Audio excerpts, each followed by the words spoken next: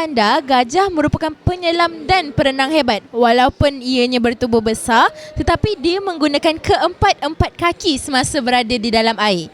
Assalamualaikum warahmatullahi wabarakatuh. Salam sejahtera. Salam Malaysia Madani. Salam pendidikan bermutu. Insan terdidik, negara sejahtera. Anda sedang menyaksikan podcast TV Arzak at PBAKL bersama saya, Aida Raihanah binti Muhammad Saadan.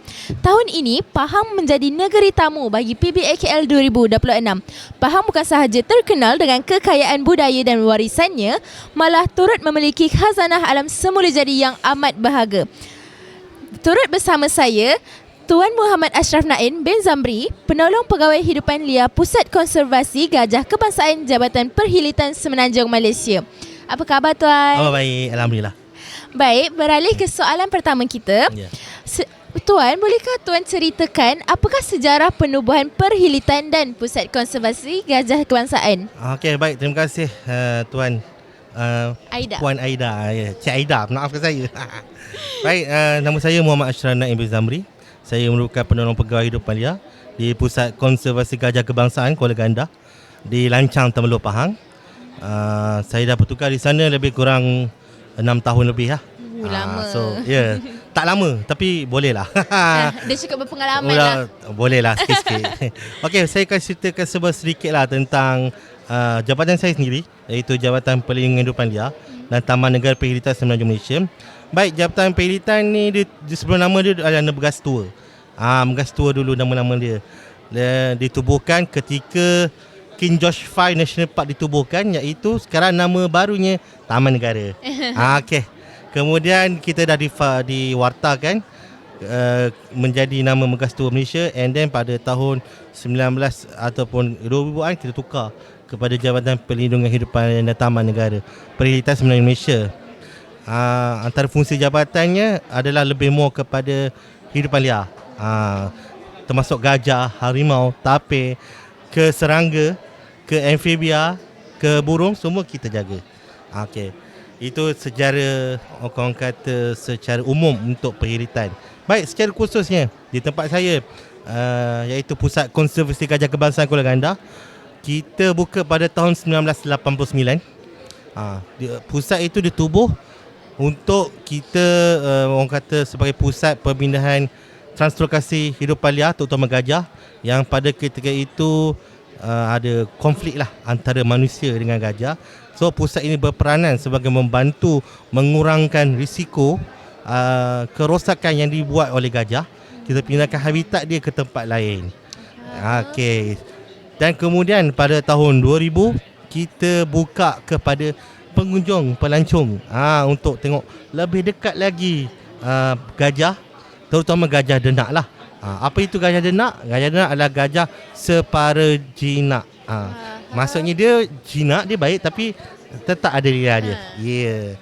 So orang boleh dapat dekat dengan gajah, memahami gajah tersebut, di samping kita nak memupuk rasa kasih sayang kepada hidupan liar, dan juga kita nak beri orang kata sebagai sumber pelancongan, macam terutama sekali terutama anak-anak muda kita, macam adik-adik macam nak tengok gajah payah kan, macam takkan nak tengok hutan kan. So kita bawakan secara lebih dekat. Orang tengok tu, kita tengok dalam TV nampak macam kecil, kecil je. Bila tengok besar-besar, bapak besarnya. Ada sampai menangis budak-budak lah. Yelah, sebab dia tak expect benda tu besar. So itulah satu-satu orang kata kita punya antara objektif utama perancangan kita lah. So benda ni berkait rapat lah antara perhilitan dan juga PKJK tersebut. Tuan, seperti yang kita tahu, sebelum ni kita pernah tahulah yang gajah selalu digunakan untuk macam buat carnival show. Jadi kebanyakan daripada gajah-gajah ni macam ada memiliki trauma, bukan? Boleh tak Tuan ceritakan apa cabaran yang macam Tuan rasa yang paling susah ketika nak mengkonservasi gajah-gajah ni? Okey. Seperti yang semua sedia maklum, gajah adalah hidupan liar. Right. Lahir macam mana pun, asal macam mana tetap hidupan liar. So macam mana kita cara menjaga, kita takes time benda tu. Nak menjinakkan seekor gajah yang liar sangat susah. Saya beritahu memang susah. Dia mengambil masa bertahun-tahun untuk menjadikan gajah itu separa jinak. Bukan jinak betul lah, separa jinak. means that kita manusia boleh kontrol the gajah. Bukan bermaksud kita kontrol tu untuk membuat benda-benda yang bukan-bukan, tapi benda yang membantu kita dalam operasi pindah gajah. Seperti yang adik-adik semua maklum lah, gajah ni beratnya bertantan, beribu-ribu kilo. Kita berat ni baru berapa ratus kilo. Nak tarik, nak angkat, nak pindah, kudrat kita tak kuat. Betul? So kita perlukan bantuan gajah lain. Sebab itulah di Jabatan Perkhidmatan itu sendiri, dia ada wujud unit, dia panggil unit gajah lah. So unit gajah ini adalah membantu gajah-gajah liar kita ni yang menghadapi konflik, terutama di kawasan pedalaman, di kawasan kampung yang berhampiran dengan hutan simpan. Selalunya orang kampung kan dia ada kebun ke, ladang dia. So gajah-gajah ni cari tempat lain. Dia tak ada habitat dia, lah. yes, kekurangan habitat. Sebab roaming ataupun keluasan untuk gajah ni lebih kurang 25 kilo. Jarak dia. So besar lah jarak dia kan. Besar. So bila dia pusing-pusing tempat habitat dia dulu hutan, tiba-tiba jadi kebun atau ladang kelapa sawit. So benda tu dia macam dia jadi berbeza kan. So dia bukan memusnahkan. Kita bukan cakap memusnahkan. Dia cuma makanan dia berbeza. Dekat situ. So orang kampung nampak, orang kampung biasalah, faham kan? Orang luar dia cuba bercocok tanam untuk hasilan, tapi penghasilan dia berkurang. Air gajah ni bukan nak kata dia mengganggu, tapi roaming dia tu dah berubah. Makanan dia nampak benda yang lebih enak, dia ambil. So di sini Jabatan Perkhidmatan menyelesaikan antara salah satu caranya kita cuba memindah gajah tersebut ke dalam hutan lain. Tapi benda ni kos dia sangat tinggi. Suatu pemindahan gajah, satu ekor sahaja gajah liar berjumlah lebih kurang 50,000. Wah. Yes. Ia melibatkan kos logistik, kos manusia, kos kenderaan, minyak, petrol dan lain-lain teknikal. Sebab itu kos dia 50k untuk satu ekor gajah. Tak kiralah anak gajah ataupun gajah besar, gajah jantan ataupun gajah betina. Sebab itulah fungsi utama unit gajah, Pusat Konservasi Gajah Kebangsaan, selain sebagai ekoturism, kita merupakan sebagai hub untuk pemindahan gajah liar, translokasi gajah liar. Dan juga sebagai tempat menyelamat gajah liar juga.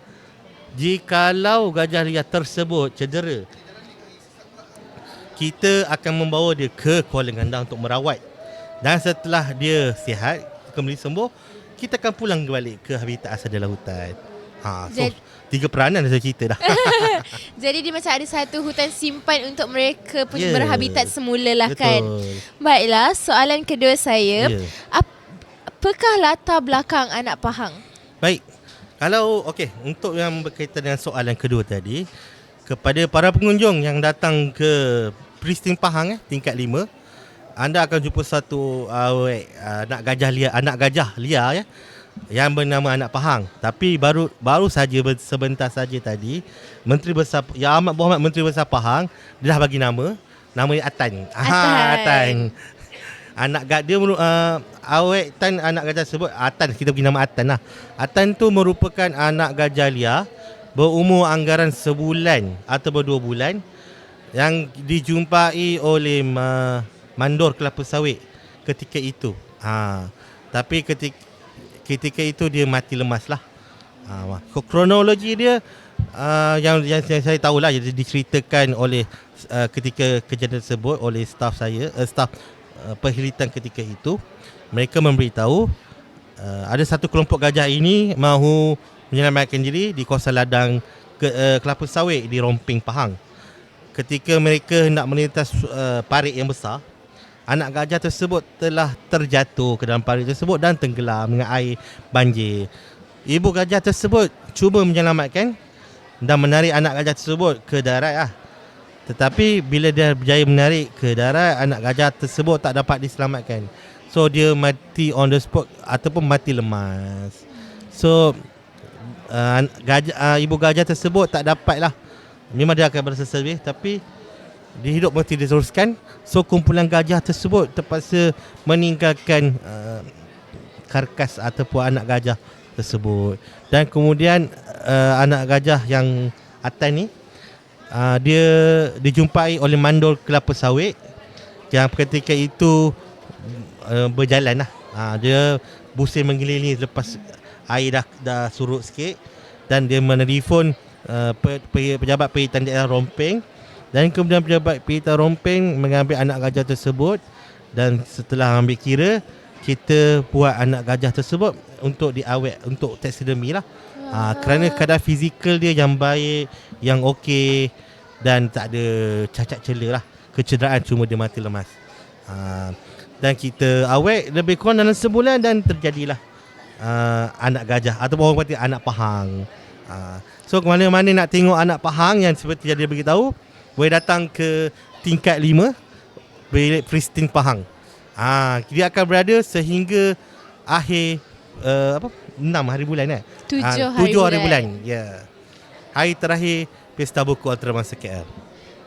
Malang tak berbau, tapi nasiblah kita masih cuba untuk memorikan anak pahang. Betul. Baiklah, soalan penutup Tuan. Baik. Apa harapan Tuan untuk pemeliharaan hidupan liar di Malaysia? Baik, ini harapan saya. Saya berharap agar semua rakyat Malaysia, especially generasi muda, kita menyayangi dan juga menjaga hidupan liar dan untuk masa depan yang akan datang. Kerana apa? Kerana cabaran besar ketika ini adalah macam mana kita nak manage pembangunan dan juga keseimbangan ekologi haiwan di situ. Kita nak membangun ke arah negara maju. Pada masa yang sama, kita nak juga menjaga hidupan liar kita daripada tidak pupus dan habitat kita jaga. So dekat sini saya saya macam berharap agar rakyat Malaysia sama-sama kita menjaga hidupan liar kita lah. Walaupun tak banyak, tak sikit, tapi yang penting dia ada. Betul. Betul. Kita kena raise awareness lah. Betul. Sebab macam kita tahu sekarang ni haiwan dah makin pupus.